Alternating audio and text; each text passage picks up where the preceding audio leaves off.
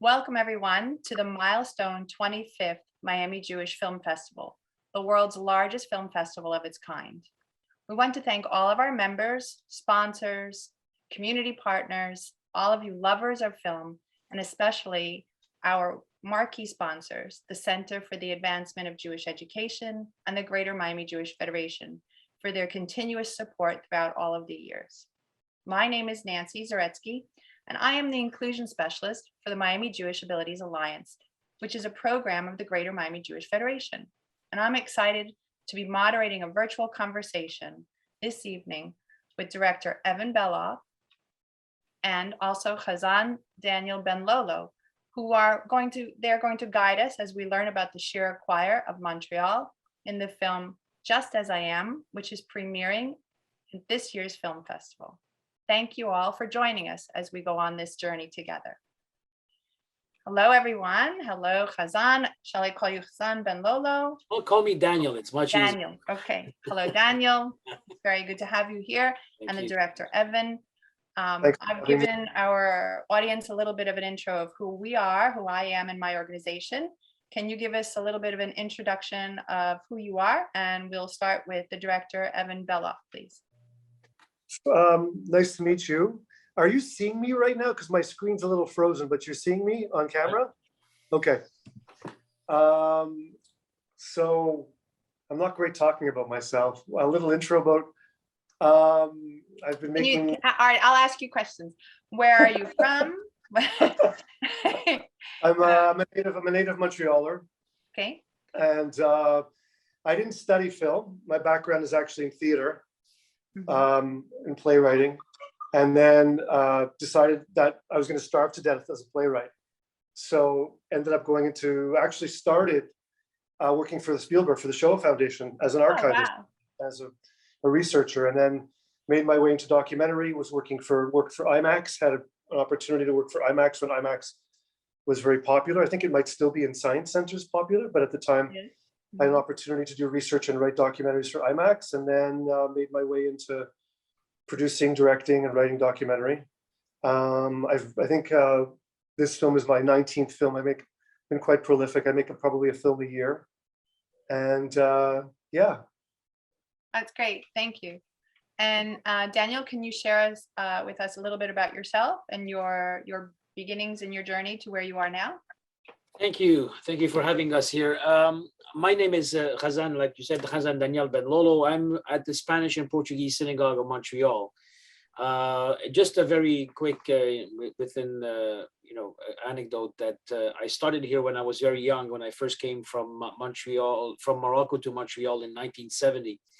And I was just an 8-year-old kid with my family. We all moved to Montreal, and I came to this synagogue as a youngster, and I began the small choir here, and then I became Chazan, a cantor, and then I left for some 25 years and traveled and sang all over the world, and then I came back to Montreal, and I took my old spot back. So it's like the chapters, the bookend of my career. When I was in Ottawa, besides being a cantor in a synagogue, I also was a Judaic advisor for the Tamir Foundation, which serves people with disabilities, adults with developmental disabilities and also physical disabilities. And I was there to guide the staff, etc. And I just started a 4-people choir, individuals, and then after that I just want them to sing, and then I saw their love of singing, and then it just grew and grew, and then the next thing you know, we were 30 plus participants from all over the city. And then after that, this choir developed, it became the lifeline of Tamir, this agency. And we were singing all over the place on Parliament Hill. We went to Israel. We went to Atlanta. We did a production called, Joseph and the Amazing Technicolor Dreamcoat. We reproduced it by having people with disabilities alongside performers in the community. And it was sold out. Many different shows were sold out. the documentary won best documentary in Toronto Film in a Toronto TIFF, I think was the festival, and other places in Atlanta we went. So it was very interesting to see how this choir developed and became such a big thing. I'm still in contact with them. I still go back and forth and do a lot of stuff with them. But when I moved to Montreal 3 years ago, I began the Montreal Shira Choir. And the Montreal Shira Choir also serves people, adults with special abilities, and with the help of the foundation here and federation, they knew my work and they talked to me about it. And then I started this choir. And again, it only began with maybe like a half a dozen, and now is 30 plus also. And it's made its mark in Montreal. And thanks to Evan and Marvin Rosenblatt, we were able to capture this moment of the life of this choir, and it fell right on the pandemic. And then Yeah, can you tell me, Daniel and Evan, can you tell me, I see that when the film opens, we're before the pandemic, right? And can you tell me a little bit about the genesis of coming to the idea of making a documentary? Evan, I see that for you, you're making a film a year. Are you making documentaries? Are you looking for new material? Is it a friendship that you and Daniel had? Can you tell me a little bit about the genesis of this film? I did a film also produced by Marvin Rosenblatt in 2018 about cantorial music, Montreal's cantorial scene, and sort of the revival of it after Leonard Cohen's last album, You Want It Darker, and how Gideon Zellermeyer at the time won a Grammy. So it became a launch point into a film about Montreal's rich cantorial scene and how cantors are in this have to adapt because because synagogues are changing and cantors have to be more dynamic and more adaptive. And Danny was in that film, and one of the more interesting parts of that film was documenting him and the Tamir Choir. And as a director, it's what kind of resonated for me. There was something very emotional and transcendent about it. So it was a logical progression for me to sort of maybe want to follow that story. It's kind of part of a trilogy. If I can just digress, I made a film before that in 2017 called Daughters of the Voice, about women who preserve sacred music. And Rona Nadler's in that movie. And then she moves on into the choir. She's one of the cantors or the cantorial soloists in the Cantor film. And then Danny, who's in the Cantor film, then sort of becomes part of the new film, which is Just As I Am. So his story in the Cantor film was very dramatic and very powerful. So it was something that I wanted to explore. And so I had the go ahead from the Canadian Broadcasting Corporation to make the film. And then, so the idea initially was to sort of do a film about special needs adults, maybe mentoring each other, like the Ottawa Choir with the Montreal Choir. And then like within 2 months, we're in a global pandemic and I'm left with a decision to drop the project or, drop the project or maybe delay the project, which didn't seem plausible at the time, or then just decide to make the pandemic kind of like an antagonist, this kind of like omnipresent antagonist in the film, and that's kind of what I did. And as a viewer, for me, definitely the pandemic is a character, right? And we can see how, as the viewer, you see that in the beginning of the film, there is this coming together of two cities, of people sharing ideas, and the warmth of touch when the two groups come together. Can we talk about this current that runs throughout the movie about touch, the importance of touch? Dan, you want to answer? Well, Danny's very touchy, so I'll let Danny. That's why I went to you, because I'm a very touchy person. In a sense, touchy person. I think I'm although very tactile. You're tactile. Yeah, tactile. I'm very sensitive to the cause, in a sense that I believe very, very strongly that people with special abilities have more to teach us than we have to teach them. And I think the only thing that I wanted to portray by having the Shira Choir from Montreal meet the Tamir Choir in Ottawa was to see their reaction when they got together. And for me, it gave me a whole perspective on, the love between human beings when there's no brick wall, or there's no without a filter. And I know that it's so important for people with special abilities that when they see something that they appreciate or they love, or been given a chance to shine and to have the spotlight, when given a chance, they immediately become very approachable, and they become very they knowledgeable about what you give them.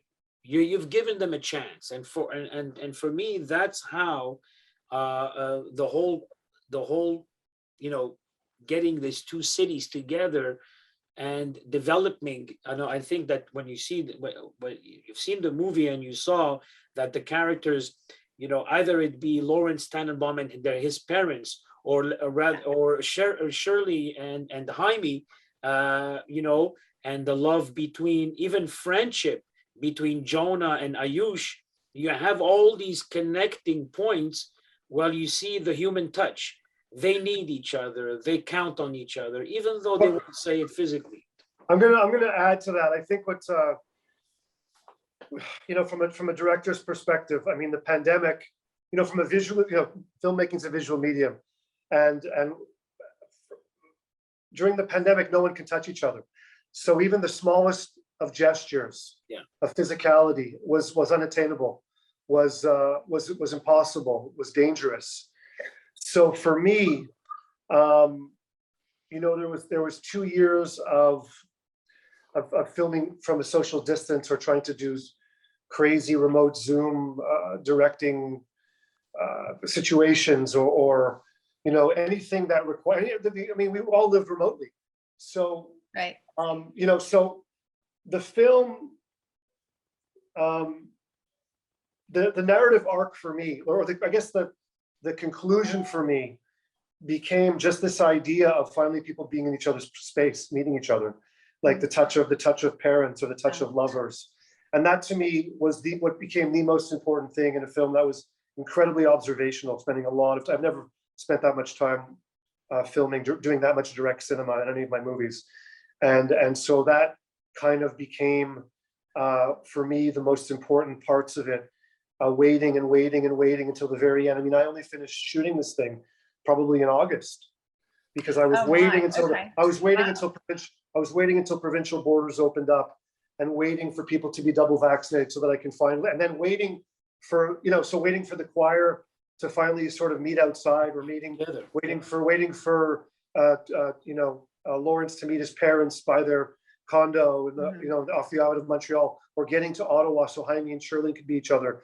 So that became kind of the conclusion, was this idea that pandemic created so much separation that touch became kind of a little bit of the resolution for the film.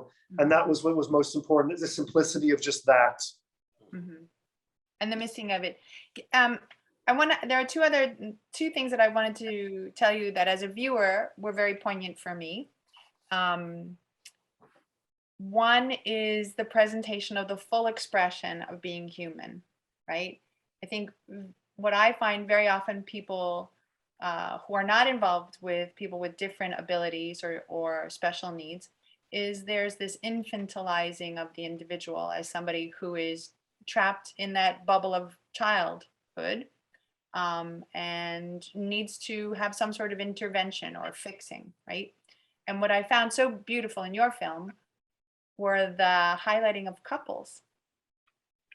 That is very important to the storyline, and the highlighting of relationships, of friendship.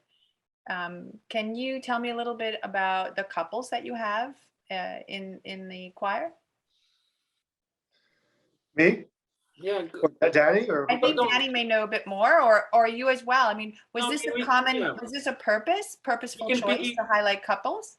We can piggyback on that one together, Evan. I think you have Robert and Adina. Yes. Clearly a couple in love. Mhm. And clearly someone a couple that thrive on the knowledge of like being together and Yeah. publicizing it. Say, this is like, and Adina texts me every day, and I saw, and so does many of my of our choir members, participants. But she always says, today is our, 8th month that we did this and that, and then She now she it's wears like him like a crown. She does. She does. She wears him like a crown. she wears him like a crown, and he, venerates her. I mean, Mhm. he loves her. So you have that strong couple, but you also have people like Jaime, for example, that is in search Mhm. of this, and he's like what, divorced a couple of times already, and has lived with, and knows the fact that it's very hard to connect. And when we reached out, and when he found Shirley, and then the pandemic fell, I mean, it was like a whole big story for them, because they wanted to continue this relationship. They wanted to continue this. So everybody needs that companionship. Everybody needs this friendship.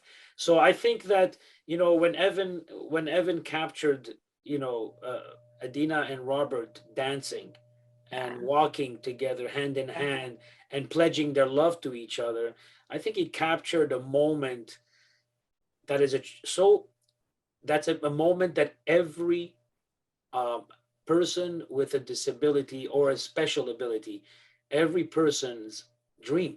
It's a dream. Wait, it's universal, right? Don't we all wish to find our soulmate? And that's what I'm saying. That's why I'm saying, Uh, it's not one. It's not geared towards one.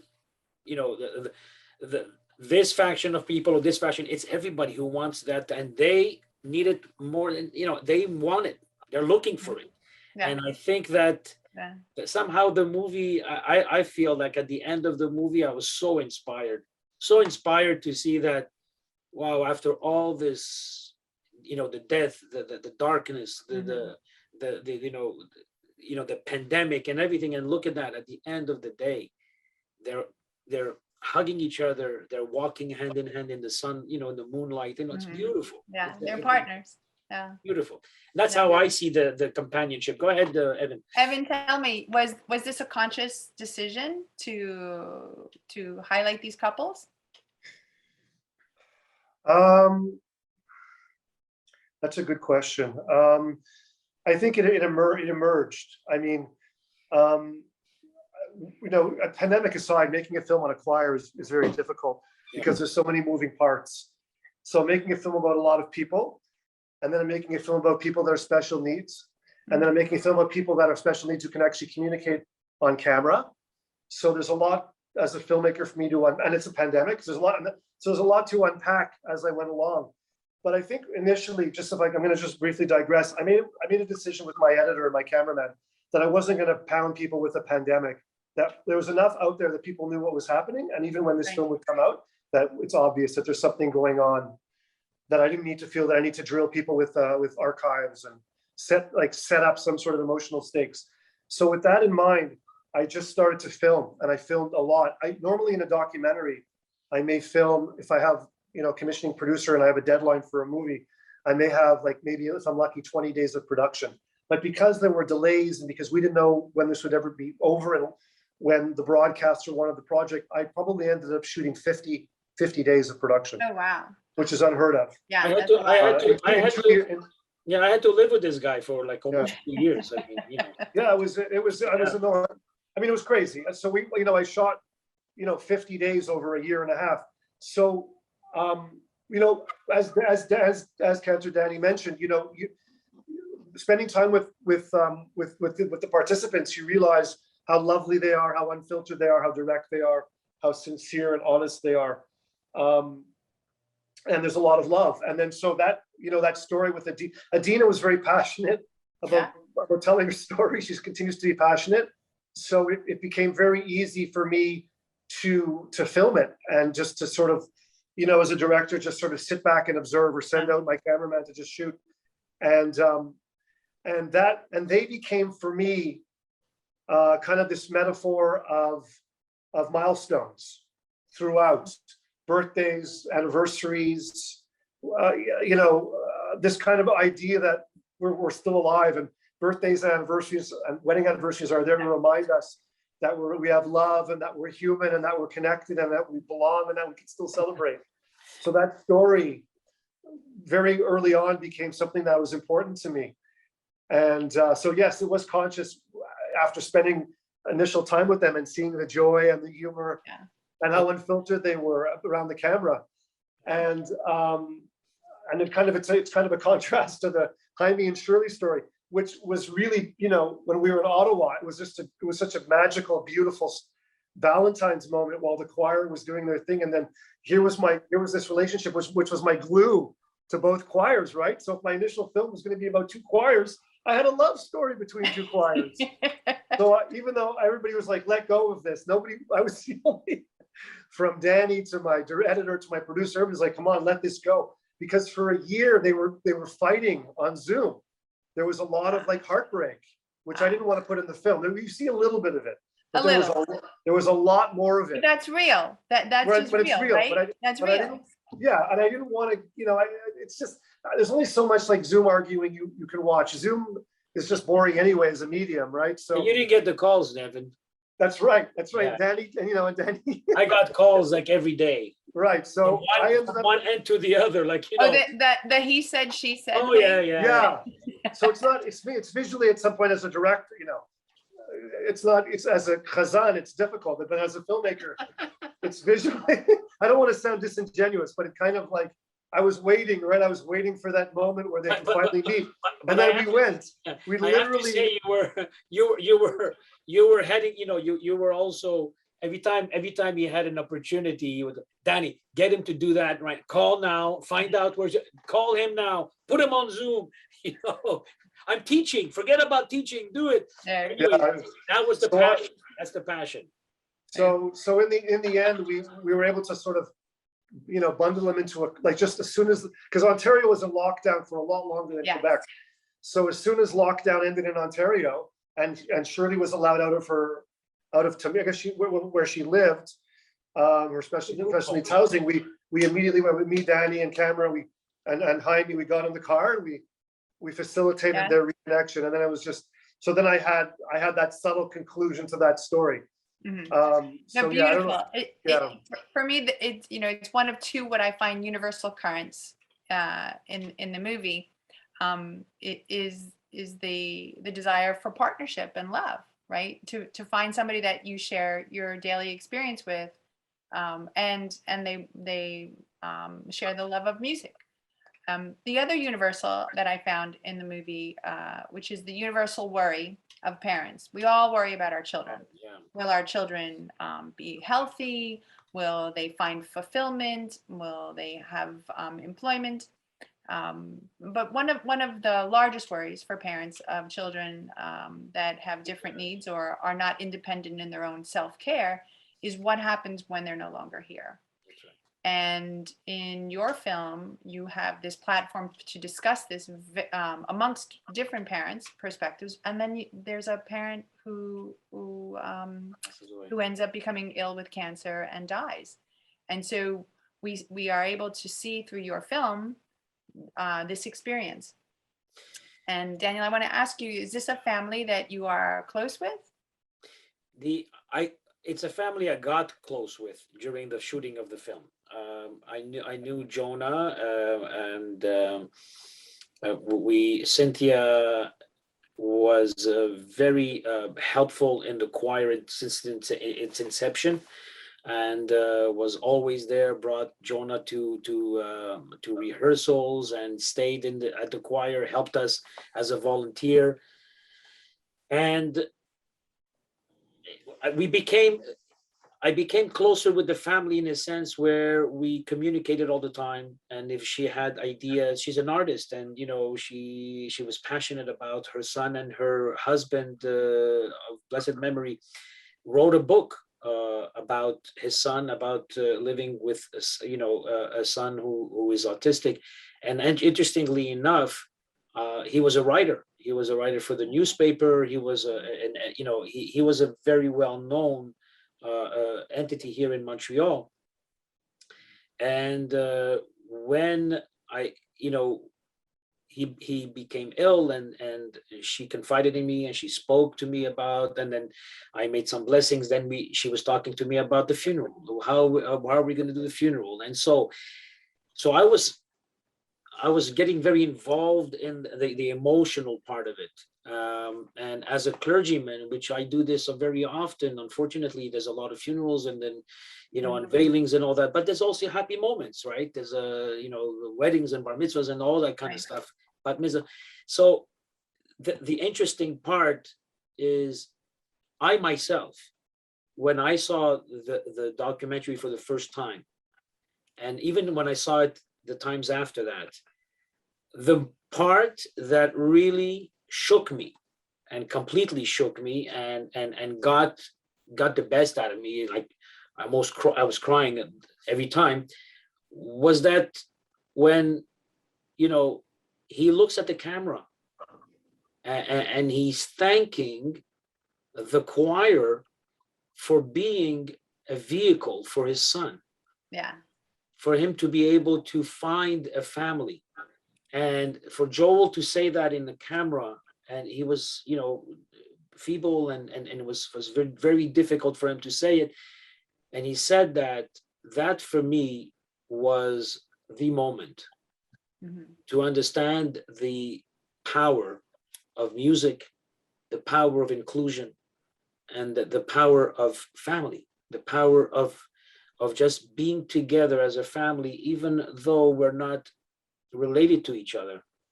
We are bonded by this love of music, love of inclusion, and love of singing and being on stage and making other people happy.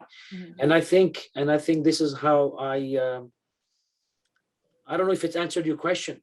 No, very much so, because I know very much so. One, here we are in a very personal and private moment, and for you, Evan, as a filmmaker and a documentarian, you're probably privy to a lot of personal moments, and to share them is to widen people's understanding of different experiences.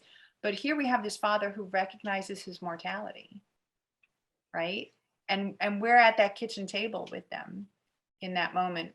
And then Daniel, as you said, as a father, he looks to this choir and he sees that it's given his son purpose, and it's given him structure in his life, something to self-identify as, I'm part of a choir, I sing, and I have friends and I do this together. I mean, these are very poignant moments.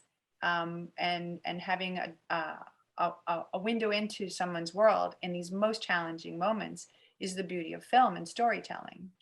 So Evan, I really applaud you on that, because these are private moments that have a universal application to all of us. We don't recognize our mortality, right? But here's this moment where this father is faced with his mortality.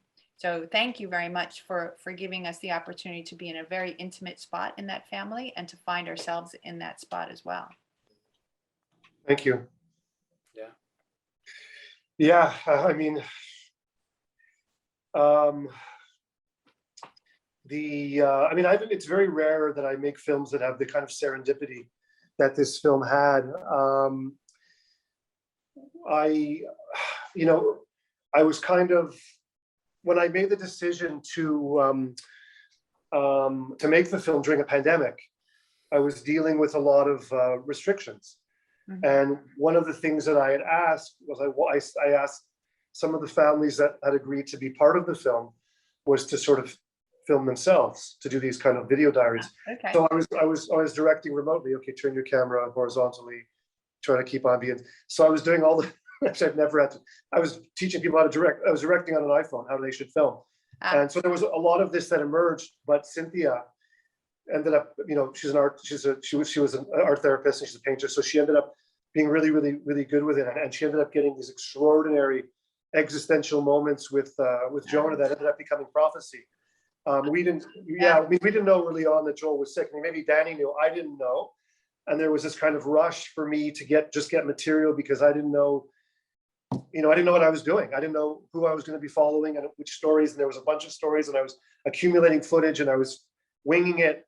And then, so I ended up getting this stuff with Joel.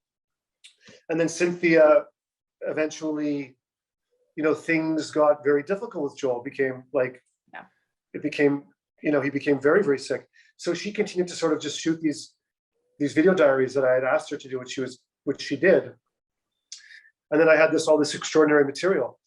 And then when she, you know, Danny and I sort of were the first to know when Joel had passed away, or was like within a few days.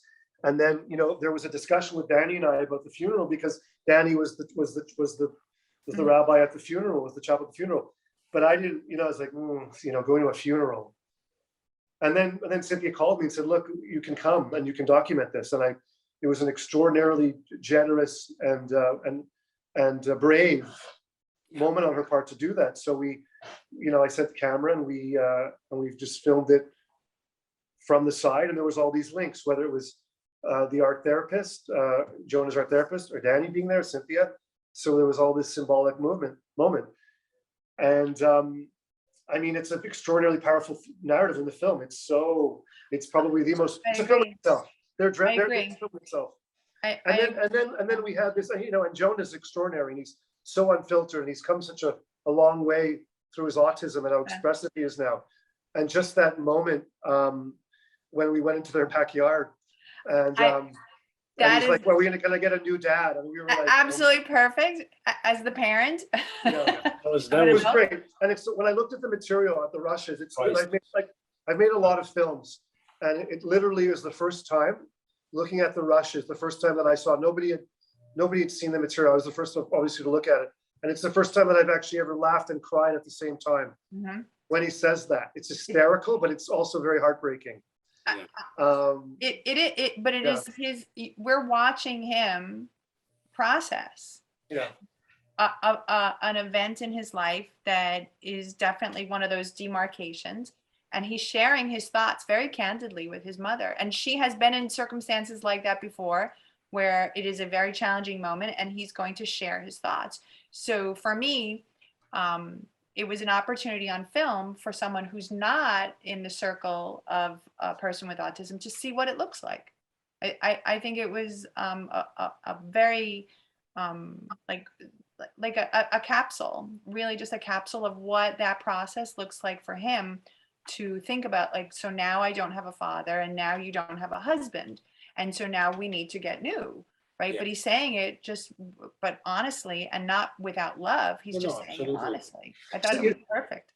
You know, some films that I make are more classic. I'm sort of moving away from it because it's a lot less interesting to me to do sit down interviews and then have in my mind the kind of like the touchstones that I need to be answered, kind of like an archivist. Mm-hmm. And I make classic films, the encyclopedic Ken Burns style movies. But this was a film where I needed to be kind of like a bit of a bastard early on, in the sense that I needed to sort of push people to sort of trust me. Mm-hmm. And then once I was able to do that, they saw my sincerity. I just turned the camera on and I just contained a space, whether it was while I was there or, you know, on Zoom. And I just allowed all of these lovely people, everybody from Danny to all the other to the choir members, to just be themselves and allow these stories to unfold. And then all I did was you know, started sort through the most amazing material, and then created this chronology. Like, it's kind of just this time capsule, a poem. And it was a great experience to make it, because it's not often that people are privileged to make films like this. Yeah. And it fit well with the themes, because there's, I think, a lot of times, you had said earlier, guys, about how people tend to project onto people with special needs. They project their judgment or their discomfort, mm-hmm. or their own discomfort. So for me, I didn't really have that, and I came into the film with someone who didn't have a big background in special needs, working with special needs adults or kids. It was something that I wanted to sort of explore. And I think the best thing that I could have done as a director was that just not get involved in a sense, and let people be themselves and just contain that space. And that's it, because I think a lot of times people watch films, and if they're asking what the hell the director's doing, then that's not a good job. If you watch a film, they shouldn't see the hand. They shouldn't see the hand. If you're watching this film and not thinking of the director, then I've done my job. Daniel, can I ask you, also what I noticed is in the breadth of characters that we have here that are partake in your choir, you also gave the viewer an opportunity to meet someone who has a disability acquired through accident, and also to meet a person who has, I believe it is schizophrenia, and is aware of his disability. And she had her accident very young, so she probably has no memory of her previous abilities, but the mother does. Correct. Yeah. Can you talk to us a little bit about what that meant to you, to have within your choir people who have who come to their place in life from different paths? Absolutely. I think that I've learned this a long time ago. I was never, I didn't go to school for, to learn about people with special abilities and all the different in the spectrum, and to how to deal with them. It was more like learning on the job kind of thing. So what happens is that you meet all types of so different, varied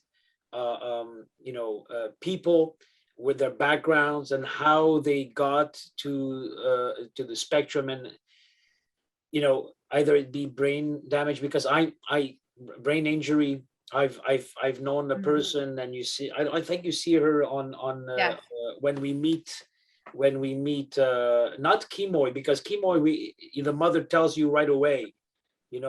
She had an accident. She was 3 years old. Their opening was behind the ear. Everything was so well described. And for the viewer, a lot of viewers are going to say, wow, I thought she was born like that. Yeah. But no, it's an accident. It could happen. It could happen to anyone. We're all vulnerable. I think in that moment, when we hear the story as a parent, we always worry our child falls, something happened. But we recognize our vulnerability, that we're just a human body, and that could be us. And and it's funny that when she was saying that, gasping, a lot of gasps in the audience. I mean, right away. Oh, I didn't know that. So it was a big revelation that, wow, some people are not born like that. It happened. And I knew someone, and there's a picture, there's a clip in the documentary when we go and visit the Tamir Choir in Ottawa, and she's sitting in a wheelchair, and she's also, when we're singing, and she's in a wheelchair, she has a red sweater. Her, Lara, the most beautiful soul, and her mother that dedicated all her life to her since then. And it was an accident. It was an accident in a car that put her into that position. And just to see her, talk to her, get her to sing songs, even though it's so difficult, and it happens, and she's doing it. You can see the spectrum within this whole choir, and each individual has a story. And it makes you realize, like you said, the vulnerability, that nobody's immune to it. No, I always say disability is the only minority that's open to all of us. Yeah, it's almost like inclusion within inclusion. Yeah. And I made a conscious effort early on that I wasn't, if the explanation of what the issue was organic, then it would be in the film, but I wasn't going to break down. It wasn't important to have to get into what everybody has. Right. What's most important is that we're all human, and that we're all loving, and that we're all capable. And we're all included. Yeah, there's one thing that I think is so important, and I learned so many years ago, about working with people with special needs or special abilities. Don't patronize them. Yeah. Don't patronize, because, you know, bringing somebody who has a disability and telling that person, here, go up on stage and sing and do something great, you know. And when they go up there, don't patronize them and say, well, you know what, all you have to do is just sit there and look good, and, you know, I want people to clap hands when they see you. I mean, they're so much better than that. There's so much more than meets the eye. It's so incredible. And you see that in the documentary. You see the potential of people developing throughout the film. Right. And there's so much that Evan couldn't put in this film. There's so much footage where you can see now, right now, they're not looking at what happened before the documentary. They want to know what's next. And they without a doubt, they're not fixed. I think also that's a beautiful Yeah. point of the movie, that your characters are not fixed in time, right? They each have a progression. They have a past, a present, a future. You Yeah. know, they have And an they're looking, you know, experience. they're looking, yeah, they're asking me all the time now. Yeah. Well, what do we do next? What are we doing Yeah. next? So I know what we're doing next, because right now I created my own recording studio here at the synagogue. We just spent $30,000 renovating and buying all the equipment, and I raised the money, and it's a state of the art. And the ribbon cutting, which you're invited, you're all invited.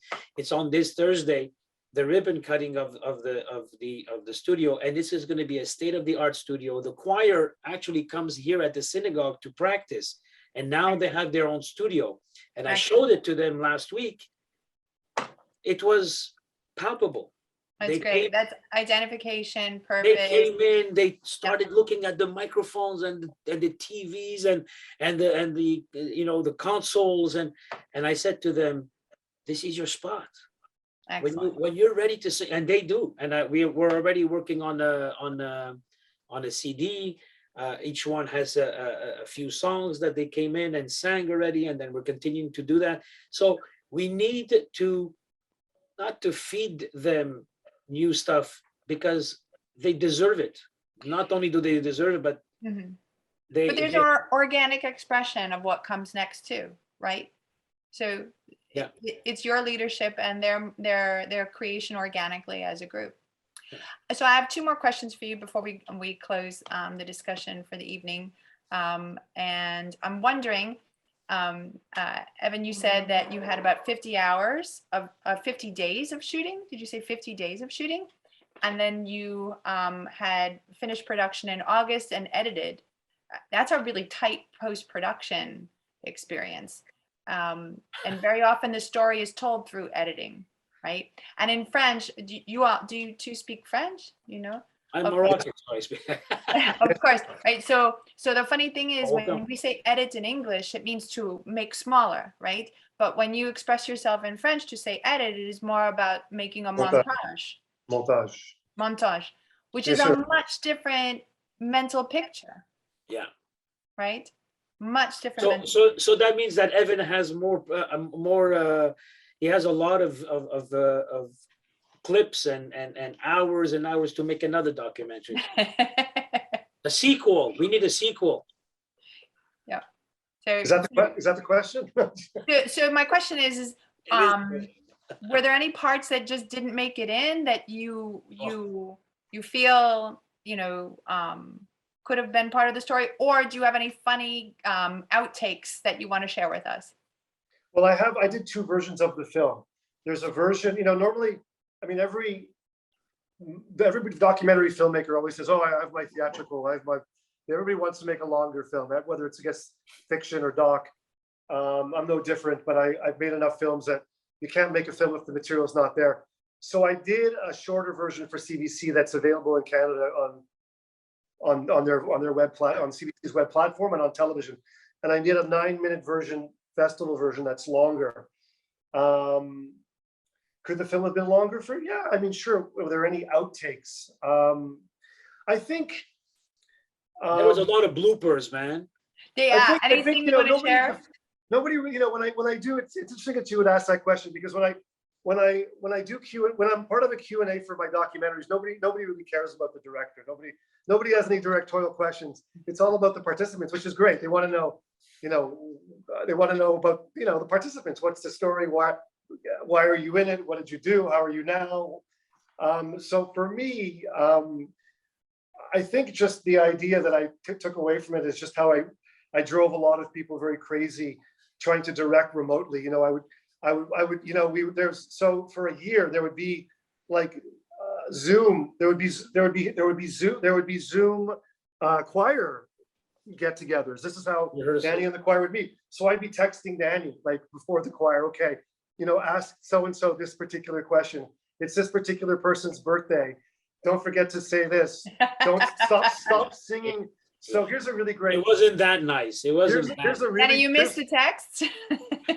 I got to show you some of the texts he said to me.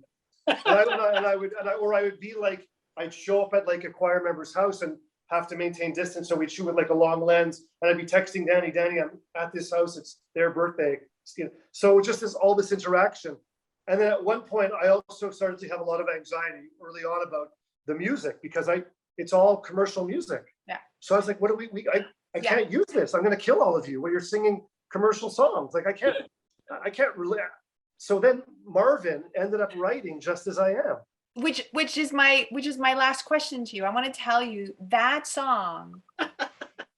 I'm singing that song.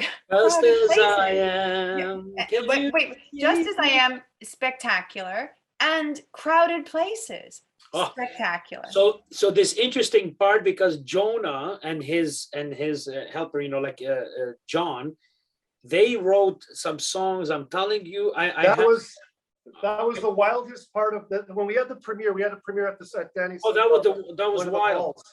We had a premiere, and it was the most extraordinary premiere. It was like, probably close to 200 people. And we had to refuse 50 that were not double vaccinated.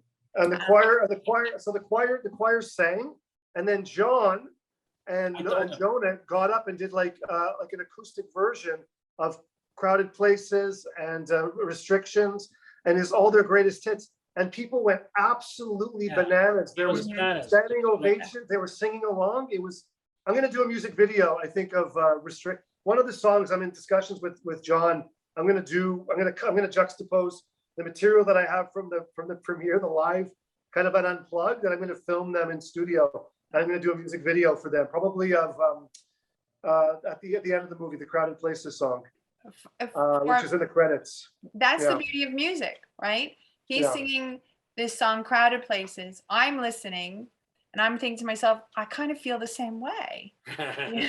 Yeah. That's the beauty of art, right? You get to see visual art. You get to see somebody's thoughts, and you can identify with them, or you have an opportunity to say, wow, I never thought of that perspective. That's the beauty of art, is to share thoughts. Absolutely. Yeah. It really felt for me, it's very rare that a film that, you mentioned earlier documentary, you find your documentary in the editing room.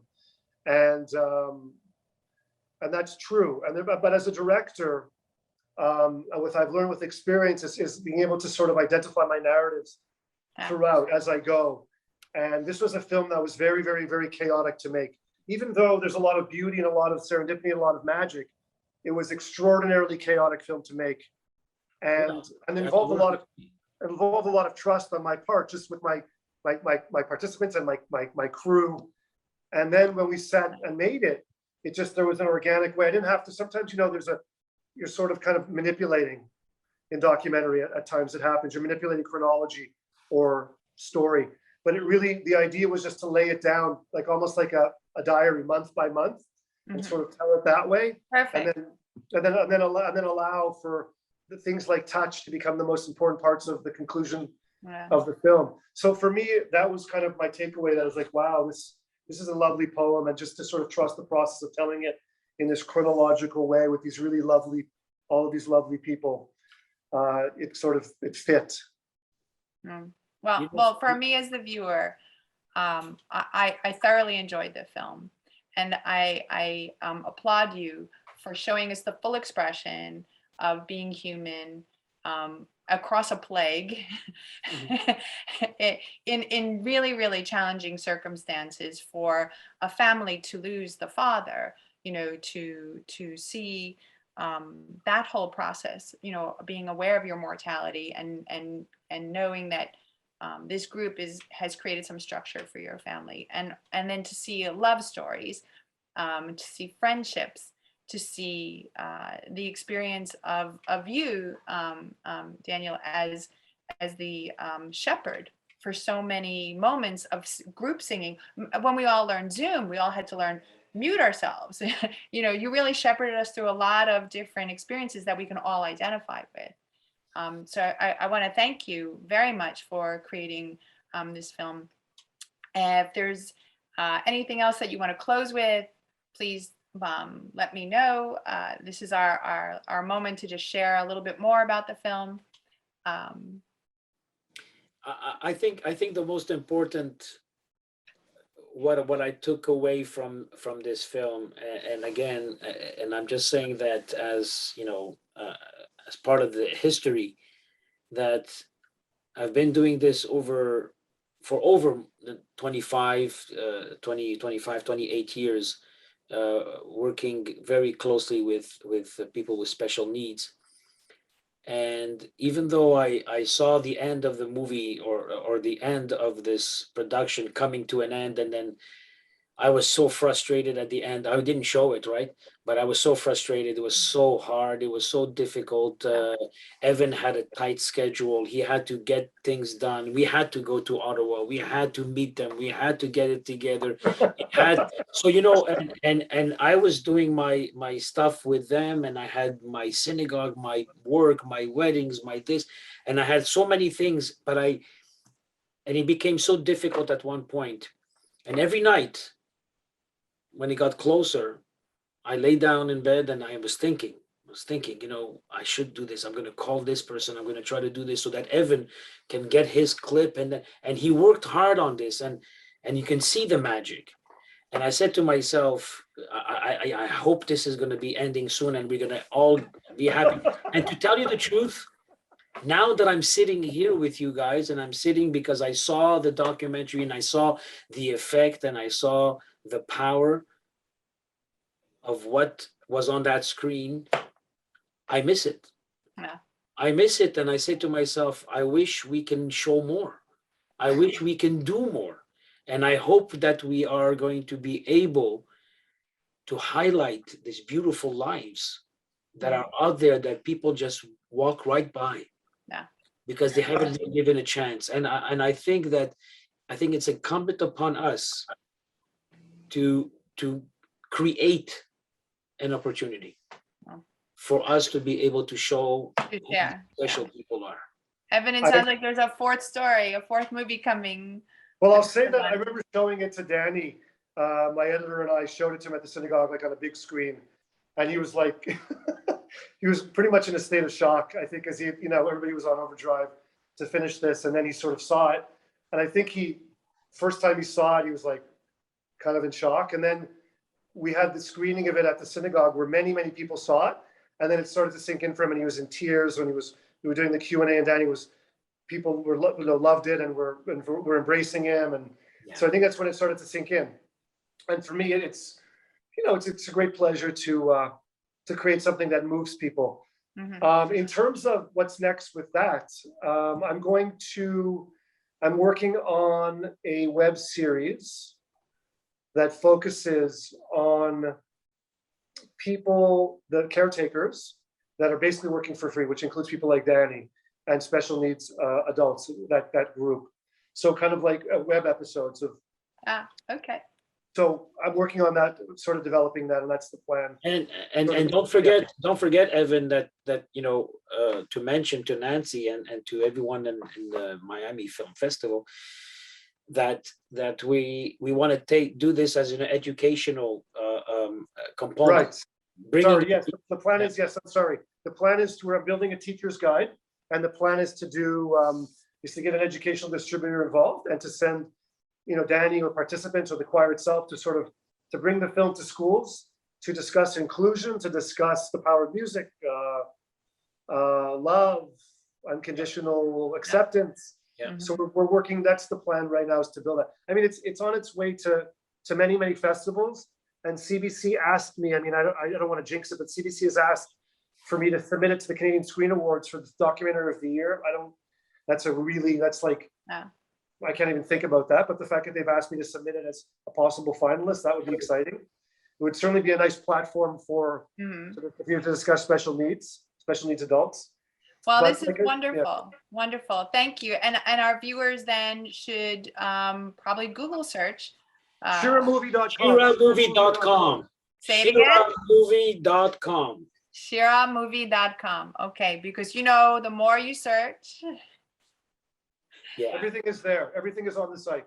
everything is on that site. It's a beautiful site. Yeah. well, thank you so much for joining us. Thank you, Nancy. Thank and you. Thank No, you, Douglas. I appreciate it very much, Khazan, Daniel Ben Lolo, and director Evan Beloff. This has been a wonderful discussion. Thank you. I am thankful for your generosity in creating the film and sharing the story. And once again, I want to thank all of our members, our sponsors, our community partners and volunteers, all of the lovers of film that are participating in our milestone 25th Miami Jewish Film Festival. Thank you for tuning in. Thank you for joining us. And I wish everybody great film watching. And remember to Google Shira. ShiraMovie.com. Thank you. Thank you, Thank you. gentlemen. Thank you so much for your Thank wonderful you. questions and support. Thank you. Thank you. God bless. Thanks, Dan.